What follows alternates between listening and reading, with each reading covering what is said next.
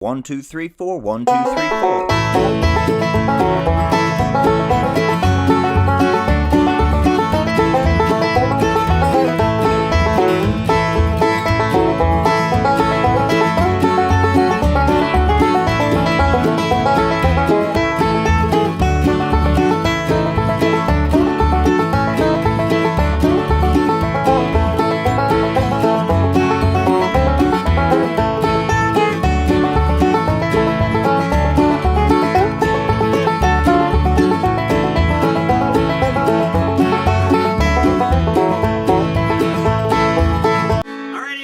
Banjo land, Mike Heading here. Today I'm coming to you with the classic fiddle tune Cherokee Shuffle in the key of A. This is one of my favorite fiddle tunes, and I wanted to work this one up, kind of mixing the Scruggs and melodic styles. So you may have heard this one in all melodic style or all Scrugg style, but one thing I really like to do is mixing the two styles. What this allows us to do is keep the drive and the energy level up because we're going to use some Scrugg style rolls, but then we also get to throw a couple cool melodic licks in, which are really fun. So I'm going to break down the whole thing note for note and then show you a bunch of backup stuff I would do. So we're going to talk about vamping backup on Cherokee Shuffle. I'm going to give you the chord positions where you can do all the chords basically without moving your hand too much. And then I'm going to break down a bunch of down the neck rolling backup as well. And if you're watching the preview of this lesson, you can head over to my website, MikeHeadingMusic.com, and pick up the full length lesson. It's probably a 30 to 40 minute video lesson. You get 4 practice tracks and the tab with the video. All right, here's the lesson. All right, let's start breaking down this intermediate version of Cherokee Shuffle. Remember, we've got our capo on the 2nd fret. I've got my 5th string spiked up at the 7th fret. So we're in the key of A, but we're kind of thinking in the key of G. So we're playing out of the key of G, but it's going to sound like the key of A. So you can practice the solo without the capo, but if you want to play it with fiddles and mandolins kind of in a jam session, this song's usually done in the key of A.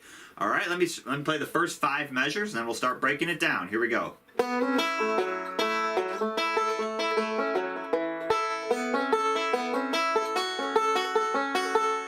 Do that a few times.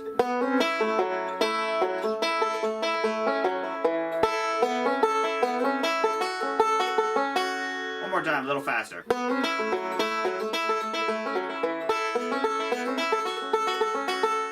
Okay, so we're going to start with our pickup on beat 2, and we're going to do a 2-3 hammer-on the 3rd string while doing a forward roll. So we're going to do TIM with our right hand, strings 3, 2, 1. And then we're going to go back to the 3rd string, open with our index finger, then land on the 2nd fret of the 4th string. So we've got 2 and 3 and 4 is how you count it. 1, 2 and 3 and 4.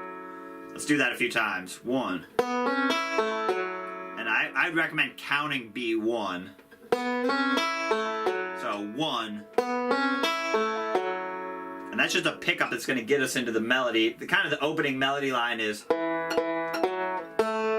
And we're just doing kind of a fancier roll to get down to that note. And then for measure 2, we're going to pinch strings 3 and 1 with our index and middle. So we've got 1. Let's do that one more time, a little faster. 1. So that's just a pickup to the solo, and then measure 2, we're going to pinch, like I said, strings 3 and 1. And then a 2-5 slide on the 4th string. So strings 4, 3, 1, forward roll. Give that first pinch some pop too, that's going to set your solo up. And then slide. And then go up and do 5, 3, 1. That's a great backup lick or lead lick. You can't loop that one because it starts and ends with your middle, but...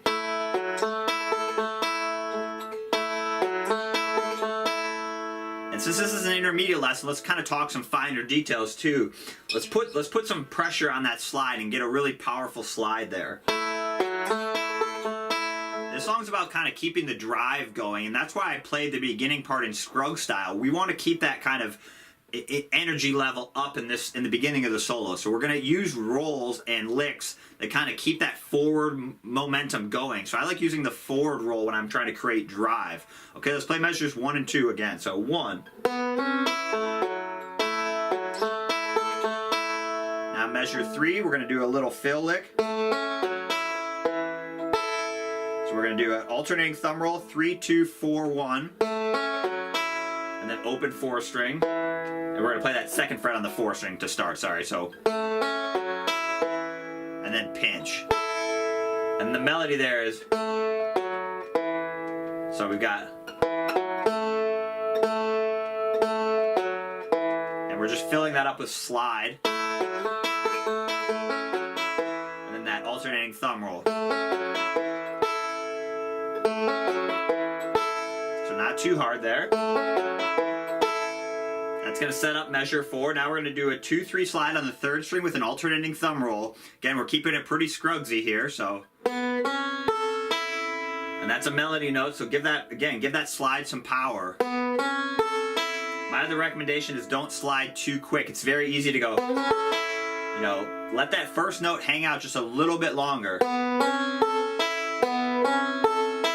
you're going to do that slide with a TITM roll, and then we're going to do that slide again, this time with a forward roll, so strings 3, 2, 1, TIM. And then we need one more note to make it work out, so we need the 5th string with our thumb.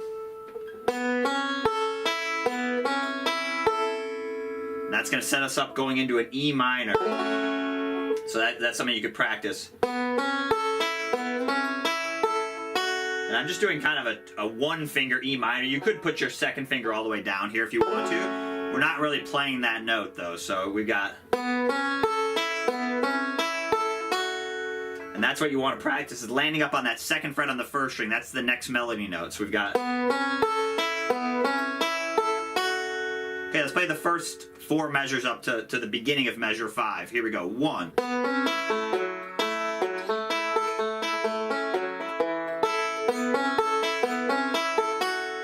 A little faster. 1.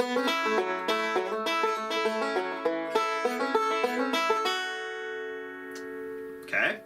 One more time.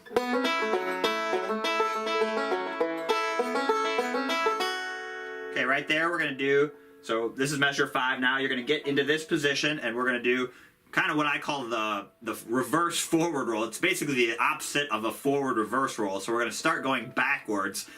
M-I-T, strings 1, 2, 5. And then we're going to hit the 1st string, so M, and then we're going to go forward 5, 2, 1, 5.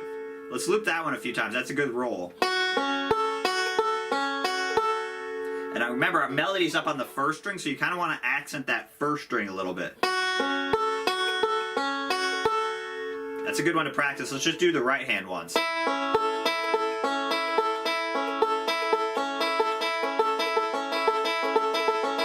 a good one to loop.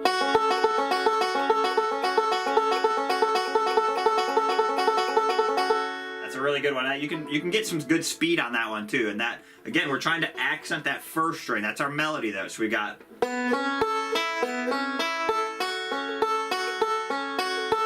And then stay right there. Measure 6. You're going to go into a C chord. So put your 1st finger down.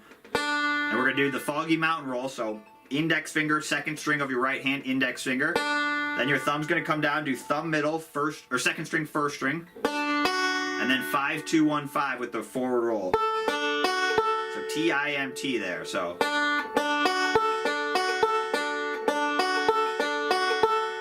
Let's do 5 and 6 together. We got. A couple more times.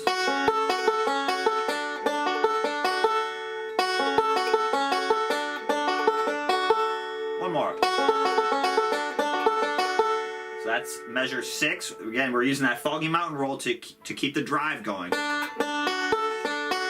And remember, since we're playing in Scruggs style, we're approximating the melody. So we're not playing 100% note for note melody like you would on a fiddle. We're approximating that melody and then using Scruggs style rolls to, again, keep the drive and keep the energy level up. So we're going. And then measure 7, we're going to do a 2-3 hammer on the 2nd string, index and middle with your right hand. Really important, we got to use our index and middle finger to start measure 7 because our last note of measure 6 was our thumb. So we can't jump down there with our thumb. We're going to have to use our index finger here. So we're going to do a 2-3 hammer on the 2nd string, so index middle. And I'm lining that hammer on up when I hit the 1st string. And then I'm going to go down and do 5, 3, 1. Those are my strings, T-I-M with a pull off. And then I'm going to go forward again, 5, 3, 1. So measure 7 sounds like this. Don't do that pull off too quick. And if you're having trouble with that pull off on the 3rd string, which is kind of tricky, you have to do it with your index finger of your right hand. Practice it with just the 2nd fret first and hear how it sounds. So get the timing down with your right hand and then add the pull off back. Let's play that one a couple times.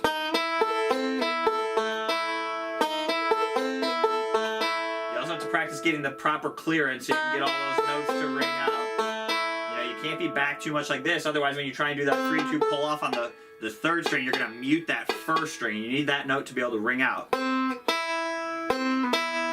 You know, you can even practice the middle couple notes of measure 7. You know, you're just practicing getting that angle.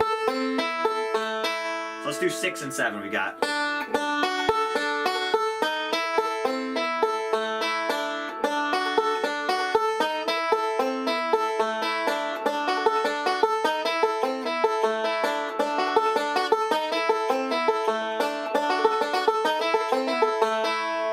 Measure 8's a little ending lick. We're going to do a 2-4 slide on the 3rd string. And then our pinky up on the 5th fret of the 1st string.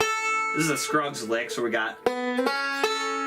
doing T-I-N there, string 3, 2, 1. And then open 5th string. Then take your pinky off, put your 1st finger down on the 2nd fret of the 1st string. And then open 2nd string. And then a 3-2 pull off on the 3rd string, a 16th note. So you got 4 E and then open 3rd string starts measure 9. That's a good ending lick. Let's do that one a few times.